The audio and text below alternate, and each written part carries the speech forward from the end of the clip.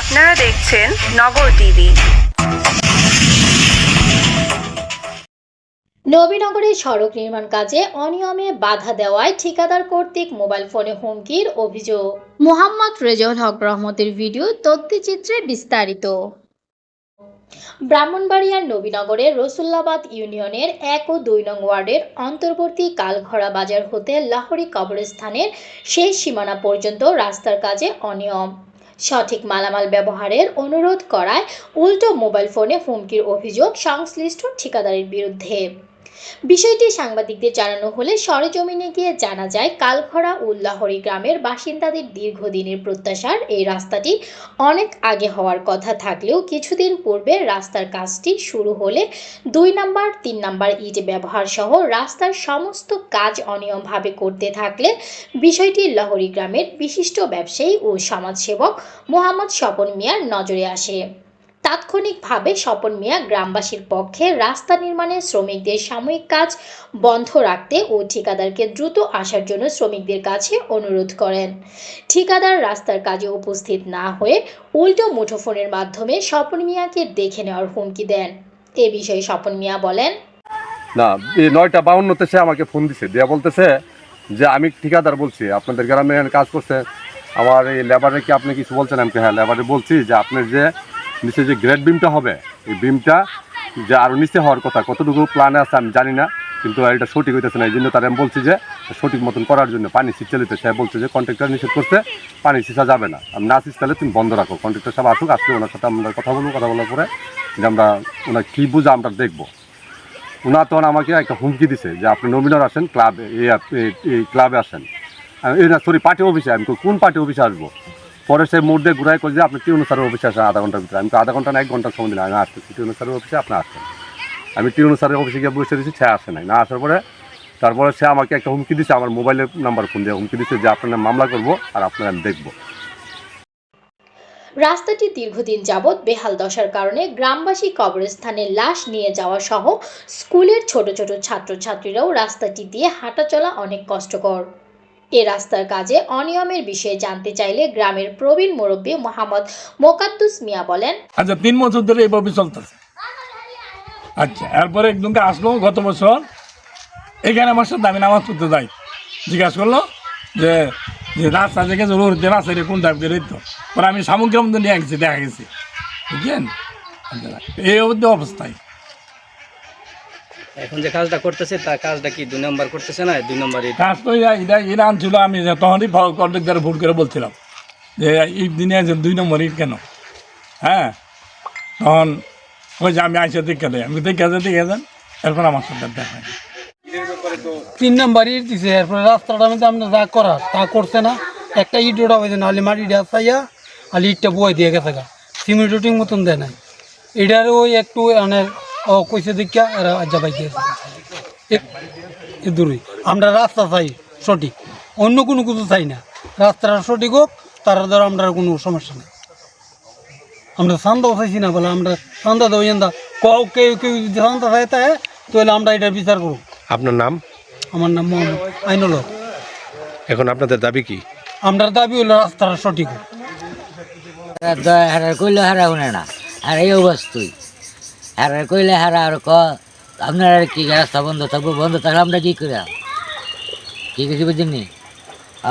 এই হারা এই অবস্থা করে ইটটি 2 নম্বর ইটের কথা কইলে হারা আপনারা দেন, আমরা দিই। হারা কইতা ইট দইতাম 2 নম্বরের ঘর 3 নম্বর ইটতাম, এতাম তো কোনো ইটই না। ওইখানে লাগাই গেছে, লাগাবালা কইছি ওরা 2-3টা লাগা না। হ্যাঁ তো আমার শুরু হয়, হ্যাঁ ধর শরীর ঠান্ডা দিচ্ছে, নাইলে আমি হারার মারলাম, 2-3 দিন কয়েকবার গেছি গা।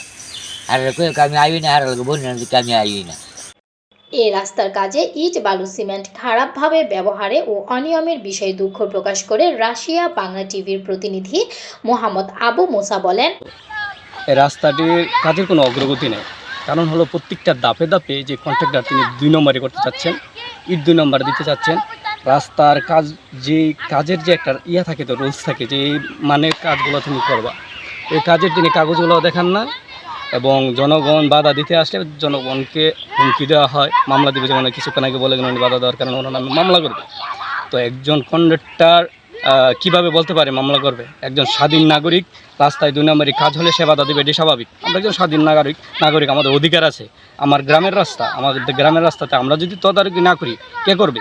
গ্রামবাসীর স্বপ্নের এই রাস্তাটির কাজের বিষয়ে সত্যতা এবং বিস্তারিত জানতে চাইলে স্থানীয় ওয়ার্ড মেম্বার মোহাম্মদ সাদেক মিয়া অনিয়ম স্বীকার করে বলেন, হেরা কি কাজ বন্ধ করতে অনিয়ম করে কাজ করবো? অনিয়ম তো স্বাভাবিক, দুনিয়ার দূর অনিয়ম কিন্তু। তাহলে আপনি অনিয়ম মান্য নেন? আমি অনিয়ম একজন জনপ্রতিনিধি হিসেবে আমি এই স্কুলটাতে করছে, এই স্কুলটাতে করে গেছে, আমি বেটার বন্ধ হয়ে দিচ্ছি, যা হয় তা করে। আপনি কি জনপ্রতিনিধি হিসেবে তার অনিয়মটা মান্য নেন? না, অনিয়ম মান্য না, আপনার একুরেট ভাবে কাজ করতে পারবেন। আপনারা করতে হলে করে নেন। রাস্তা নির্মাণী ঠিকাদার মোহাম্মদ রিমন মিয়ার কাছে অনিয়মের বিষয়ে বিস্তারিত জানতে চাইলে মুঠোফোনের মাধ্যমে তিনি বলেন, ভাই আসসালামু আলাইকুম। ওয়ালাইকুম আসসালাম। ভাই রিমন ভাই বলছিলেন? জি, আচ্ছা। প্রথমত আপনি বলছেন কি এলাকাবাসীর মানে অনিয়মের কারণে এইটা, তাই না?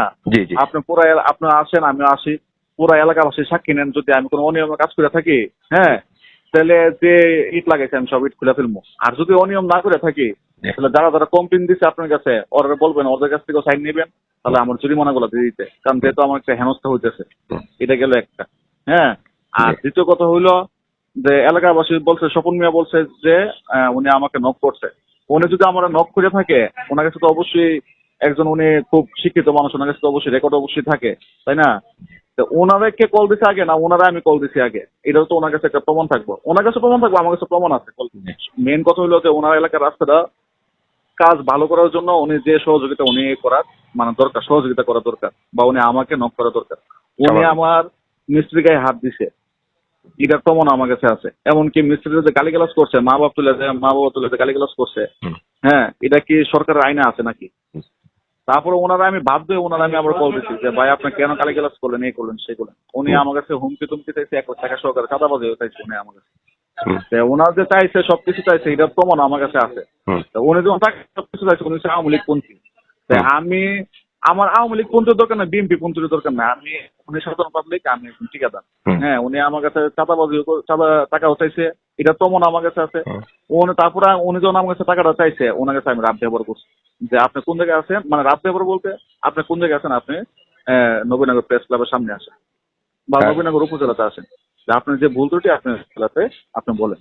উনি এরকম না বলে সেটা উনি আমার সাথে রাত ব্যবহার করছে যে নবীনগর রসুল্লাবাদ, হ্যাঁ, মানে এই সে রাত ব্যবহার করছে যে ওইখান থেকে ওনারা পারলে আমি জোরে নিবো, এই করবো সেই করবো, মানে এসব যাতা ব্যবহার করে আমি ওনার সাথে রাগারাগি করছি। এটা রেকর্ড আমার কাছে আছে। নগর টিভির সাথে থাকার জন্য আপনাদের সকলকে ধন্যবাদ। দ্রুত নিউজ পেতে নগর টিভির সাথেই থাকুন। আসসালামু আলাইকুম।